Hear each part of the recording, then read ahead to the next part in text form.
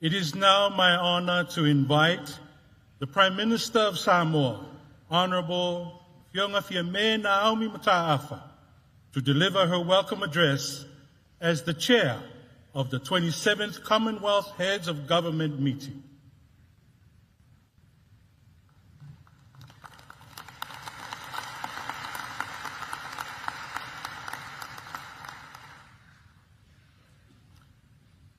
Your Grace, Archbishop Mosese Vitolio Tui, Your Majesties, Your Highnesses, the Commonwealth Secretary General, Your Excellencies, distinguished guests, ladies and gentlemen. The people of Samoa have been eagerly awaiting your arrival. The leaders and delegates of CHOGM 2024.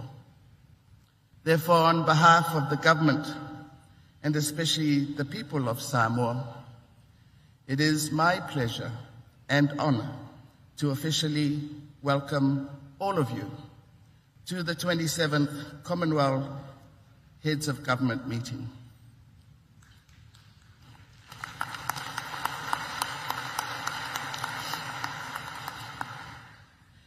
This is a historic first to be hosted by a small island state in the Blue Pacific continent.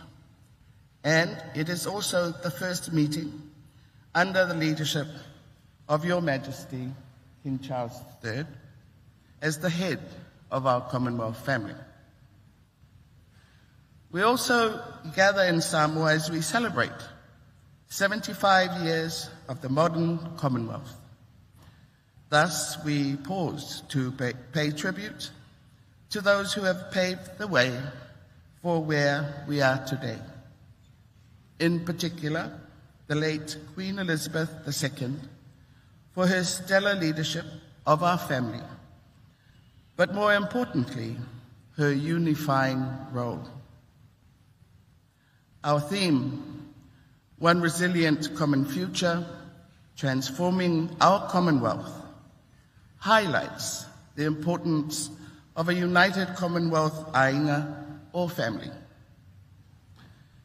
Samoa chose the critical focus on resilience as it transcends all pillars of the Commonwealth, prioritizing collective action that weaves resilience into all choices for a Commonwealth where societies stand strong, institutions uphold justice, environments flourish, and economies thrive.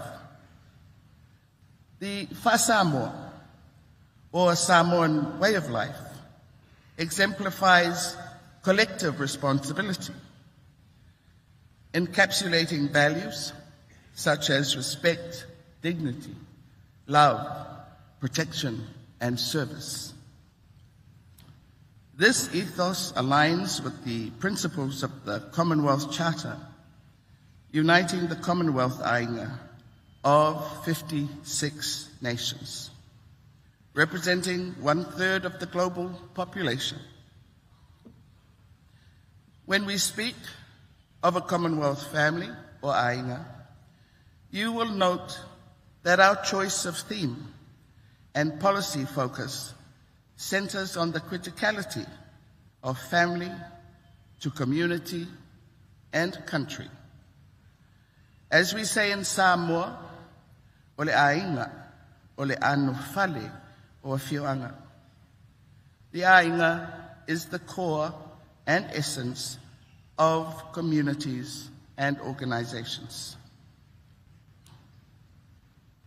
This family of nations, diverse in size and development status, if we focus on what unites us, our people will remain resilient.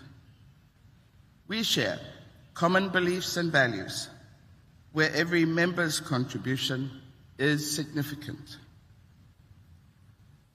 Our decision to invite only one special guest from our neighbor and kin, American Samoa, demonstrates the value we give to family or ainga. Over the years, we have established a framework called Atua Samoa, or the Samoans Together, by which the two countries, though governed under different administrations, meet annually to discuss areas of shared priorities and mutual benefit. The leaders of our Commonwealth Ainga meet every 2 years to deliberate on how to better the lives of our citizens, and I hope we will move closer to this goal through our deliberations this week. What really defines our Commonwealth family are the values enshrined in the Commonwealth Charter and the commitment to good governance, the rule of law, and the protection of rights. The Commonwealth has been a constant in Samoa's journey as an independent nation, partnering to promote and advance shared goals of development, democracy, human rights, freedom, and peace. They stood with us when we went through our constitutional crisis in 2021. But it was evident these values, especially the pillars of our society, our faith, culture, and the rule of law, continues to carry us through as a stable and peaceful nation.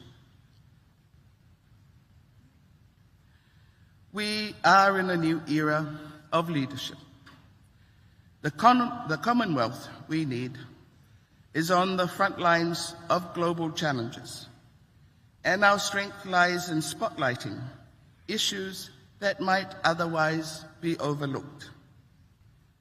The hosting of CHOGM 2024 in the Pacific is a great opportunity for all to experience our lived reality, especially with climate change. It is the greatest threat to the survival and security of our Pacific people. Samoa, the first independent state in the Pacific, is a key advocate of ambitious climate action in order to keep the promise of 1.5 degree. We have a youthful population. Many of them are on migration journeys under labor mobility schemes. We are not on track for some of our SDGs, but we are working at pace, commensurate with available resources and strengthened cultural safety nets. We contribute to United Nations peacekeeping, but we have no military. We know that where there is no peace, there will be no prosperity.